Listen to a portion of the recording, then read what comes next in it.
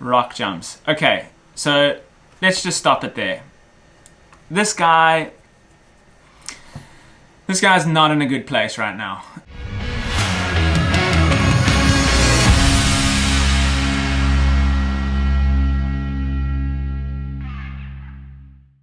Hey everybody, and welcome back to another video. And today I am super excited because I get to talk about bodyboard fails. So you may have seen these videos coming through either on Kookslams or Kook of the Day or wherever else that you see these videos. I know a lot of them have been put out by many different people. So going through my Instagram feed, I was scrolling through and I thought it would be a really cool idea to maybe just incorporate my reaction as to how some of these bodyboard fails go.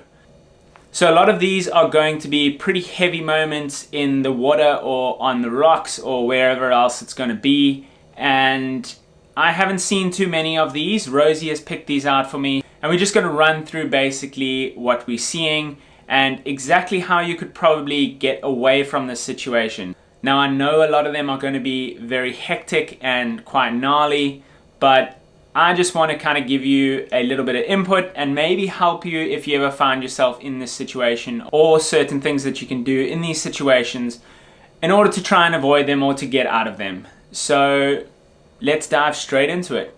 Let's get going with the first one. Oh, here's this. This is not fun. So this is the wave house. I used to ride this pretty often. Oh!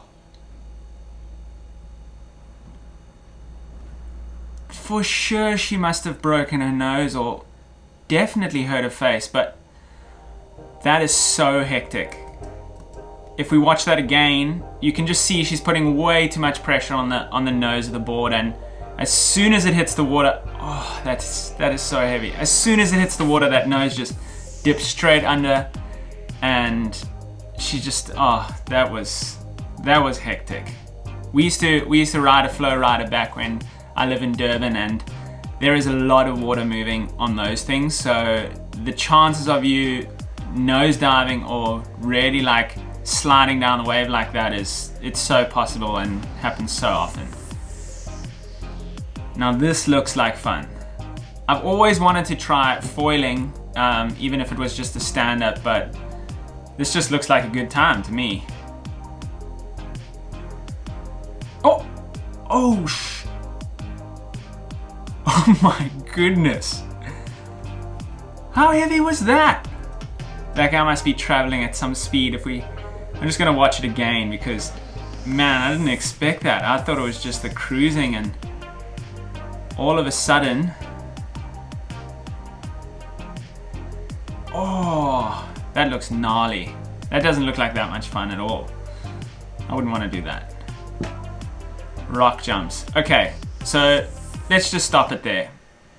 This guy's not in a good place right now.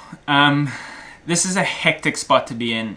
When you are rock jumping, and especially when it's big like this, you don't want to put yourself in this situation. Like, if there's a chance that you can paddle out through like a smaller channel, or maybe it's a more difficult paddle out, rather choose that, because just the complications behind rock jumping is just so hectic, and you really want to get over the wave. I can see what's going to happen here. These waves are just too big. You don't have enough of a run up and enough lift to get over them, but I mean, let's just keep playing this. This is hectic. Oh man. Oh, the video stopped. Man, that's not fun. Like, I don't want any part of that. Like, if I had the chance, I'd rather just paddle from the beach, but this guy, I'm just watching it again. Oh, that was so heavy. I have to watch it again. Oh man. Yeah, that's gnarly. That's a really tough place to be in. There's not much you can really do in those situations. You can kind of just like either try dive into the wave, but I mean, 9 times out of 10 you're going back on the rocks for sure. Here's the next one. Okay, so this bodyboarder is in the wrong. He dropped in. He should have probably looked around, but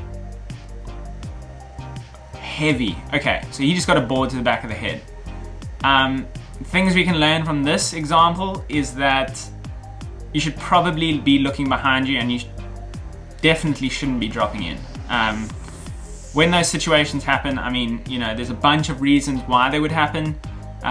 Maybe the guy's a little bit inexperienced, or the surfer's just paddled around him and he's just kind of gone. But whatever the situation, heavy spot to put yourself in, and super dangerous getting a surfboard to the back of the head for sure. Okay, let's stop right there.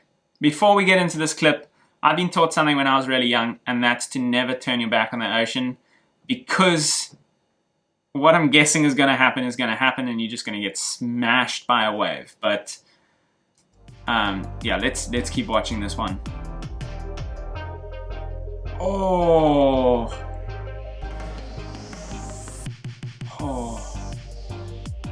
that was heavy, especially if those rocks have got any sort of barnacles or mussels or anything that's going to like kind of scrape you.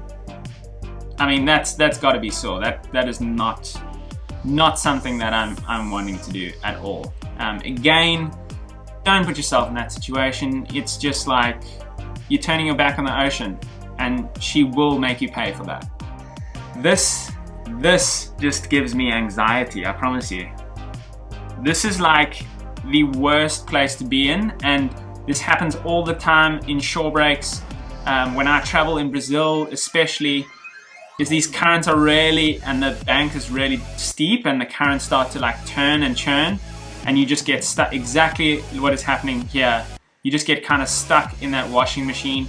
The best way to get out of this would be if you try and get under those waves and get further out so that you can turn around and come back in. Or alternatively, if you get into kind of this position, you can actually just lie on your board and hope that the wave is gonna like blast you up the beach, because like what she's just done, taking her fins off, is pretty risky, because if you get sucked back out, then you've got no fins, you can't really swim. So my suggestion is grip your board and hold on and just get like pushed as high up the beach as you can, and then try steady yourself and stop yourself, get up and walk off as fast as you can.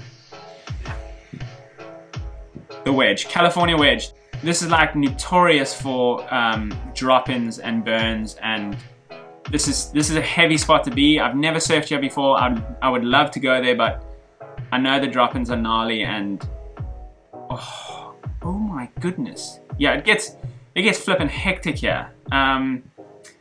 So yeah, again, we're looking at dropping in, not looking behind you, priority on the wave, everything like that. That all comes into it, and I'm sure we can all learn from that for sure. Just respect everyone in the water, look behind you. I know that spot's completely different and it's really tough, but I don't know, respect. Okay, here we got another bodyboarder paddling. Oh my goodness. I'm gonna have to watch that again. That was gnarly. Okay, so you can see by him paddling and what he's doing on the board, he doesn't really have much experience, but again, we're not looking behind us, we're not looking what's going on, who's there. The surfer obviously can't turn that quickly, so he might not have seen the bodyboarder coming. And that's really dangerous. You know, if it's a sharper board, you get that board into you, not fun, not a pleasant place to be. And again, don't put yourself in those situations. Look on your inside and see if there's anyone paddling. This looks like a Waimea. Oh my gosh, no.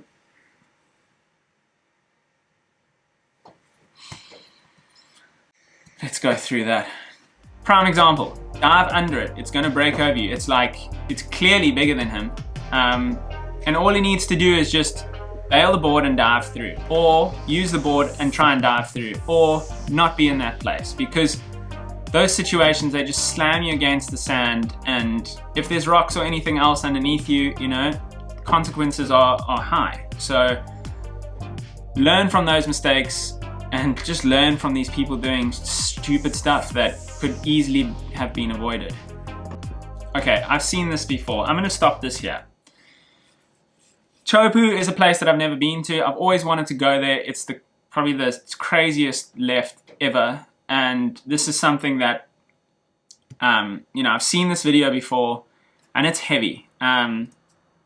You know, he's paddling, he doesn't have enough speed to kind of drop in, but at the same time the water is just sucking so much off the reef, and that's creating this kind of effect where it bows in the wave and you actually get that vertical drop. Now if he had been a lot faster, or maybe towed in or a little bit further in so you could get underneath it, completely different story, and you know, he might have made it. I'm not too sure who this is, and I know if you're out there on a day that big, you're probably pretty good, but that was a heavy place to put yourself in, and that free fall from the top is just like, yeah, that free fall is hectic. That might be one of the more ridiculous things we're gonna see on here today. Yeah, I just, that's insane.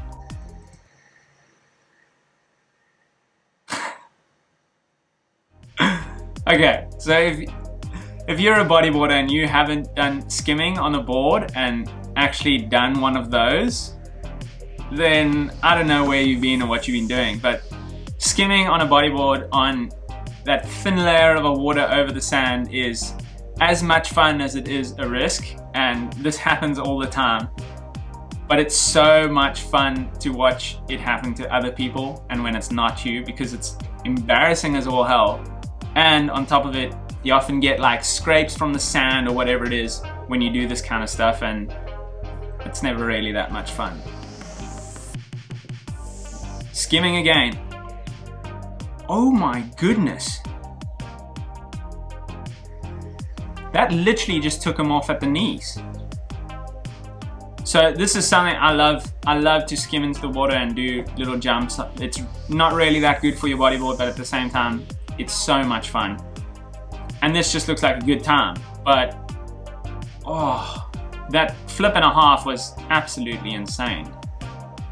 Would have been awesome if he had just landed diving in and kept swimming, but you can't always get what you want. But that is crazy. As you guys have seen from those clips, there are some really hectic moments and some really funny ones at the same time, but I just thought this would be a cool idea to kind of give you a learning aspect behind bodyboarding and just certain situations that you might find yourself in as a beginner or an intermediate or even advanced bodyboarder, doing certain things that you haven't done before, or just being in the wrong situation at the wrong time could result in injury or even worse. My idea behind this video is, one, to react and to make it pretty funny and to make it pretty intense, but at the same time give you a learning opportunity and allow you to learn from other people's mistakes. This is probably the best way to learn, and being able to just justify exactly what you want to do in certain situations is the key to being better at the sport and being better in the water and as a waterman just in general. If you like this video, please hit that like button, as well as subscribing to the channel and hitting that notification bell to get notified first. We will see you in the next one.